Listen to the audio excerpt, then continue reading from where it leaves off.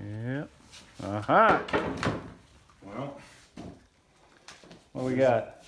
that's Jeremy Fish, Unbeliever's board. This was my first board when I went to Europe. Holy cow, man. Freestyler. Yeah, man.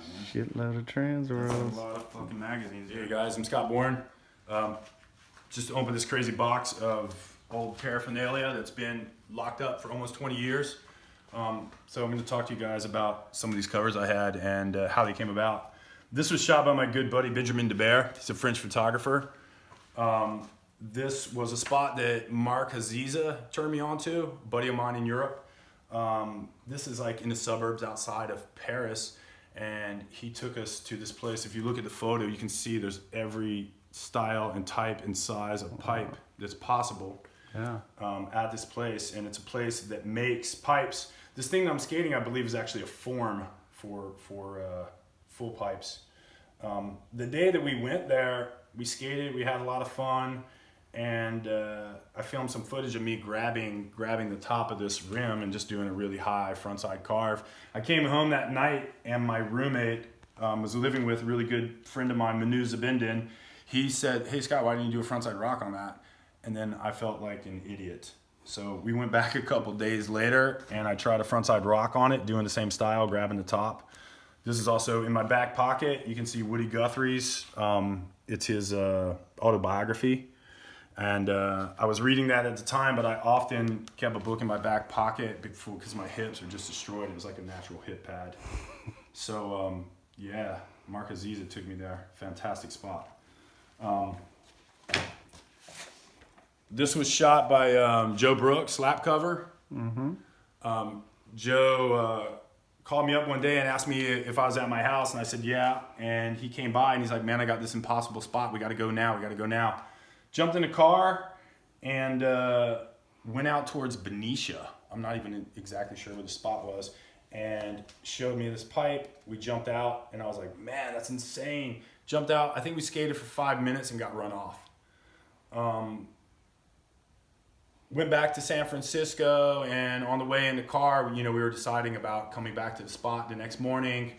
We were going to try to be there like super early, see if we could get there before the construction workers. On the way back to San Francisco, Joe had told me that Puma was putting together a skate team, and my name had come up. And I was like, "Oh, really?"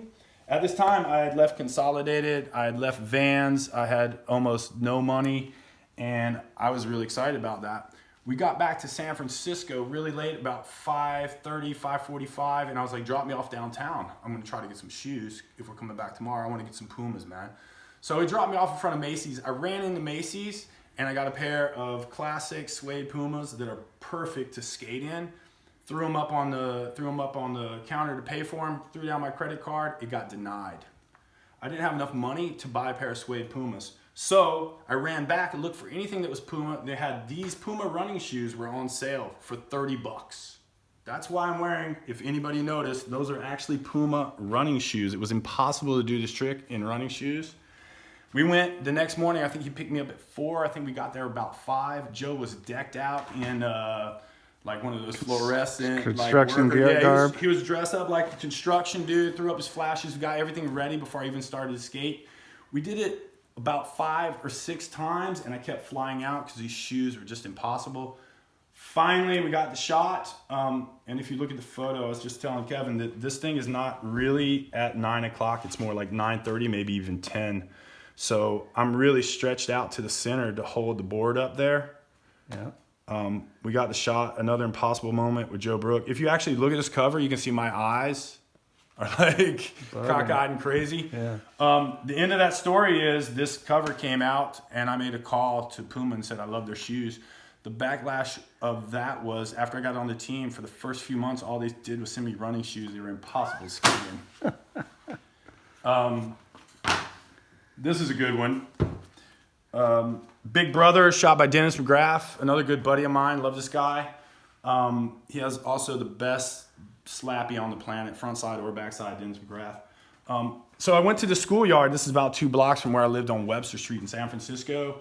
I went there with Reese Forbes. Reese and I were skating with Dennis, and Reese was shooting. He was looking for something for Element ad, and at the time they were doing the highest ollie contest, and he was doing all these crazy promotional things. If you look right here, there's a handrail behind this thing. Yep. And Reese rolled up to this handrail. It's a flat rail, but it's incredibly long. It's probably about 15 foot long. It's really long, and there's not much run up to it, so he had to come this way. And where he ollied onto it, the ground was like this. The ground was slanted down. So you actually were slanted down when you ollied onto it. And you can't really, you can see in the photo. So at the end too, it's capped off. The rail's capped off at the end. So he rolls up to it after I teased him about, you're never going to be able to do that. The run up was just too crazy. Rolls up to it. He does it first try, gets to the end and rocks off. Doesn't roll away on his first try. Reese Forbes, he did it like 3 times and boom, he had it every time. And I think Dennis got a sequence of him. And I videotaped him with a high 8 that I think they used that footage for some of the promo for the Element highest ollie contest. Wow. But it was on that session that I was like, Reese, look at that. I'm going to board slide that. And Reese was like, no, you're not. And I was like, yeah, you're probably right. A few days later, I was coming home and I skated by that school and I saw this dumpster.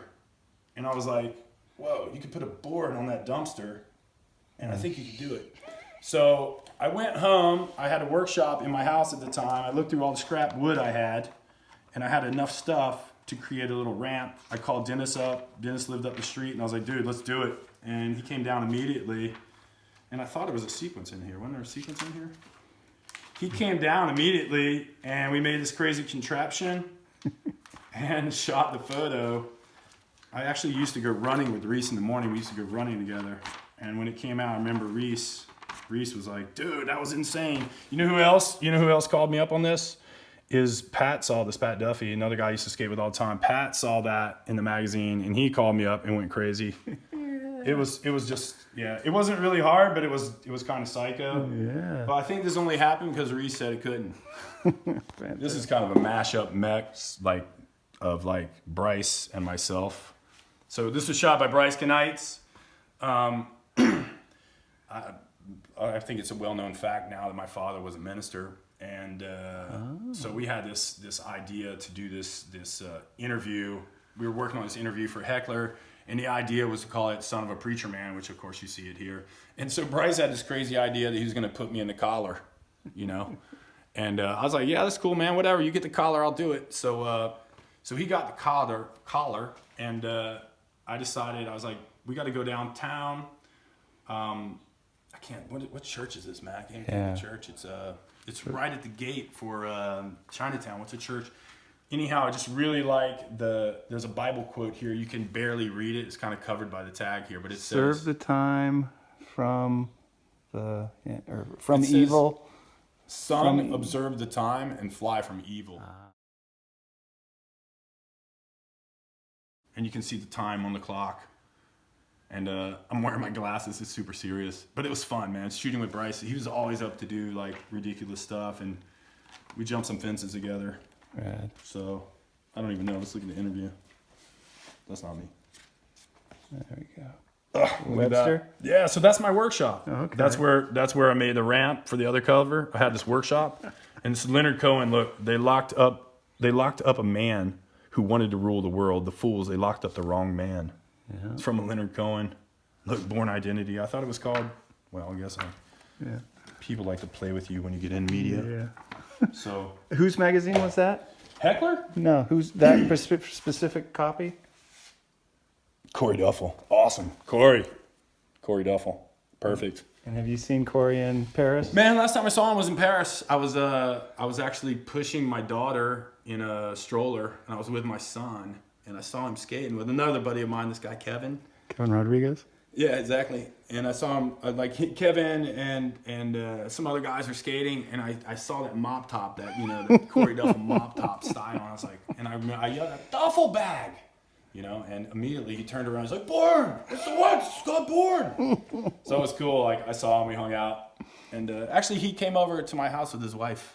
A couple days later, he came over and had dinner. But I love Corey's awesome. Good people, man. That's awesome. Corey had it. That's cool. I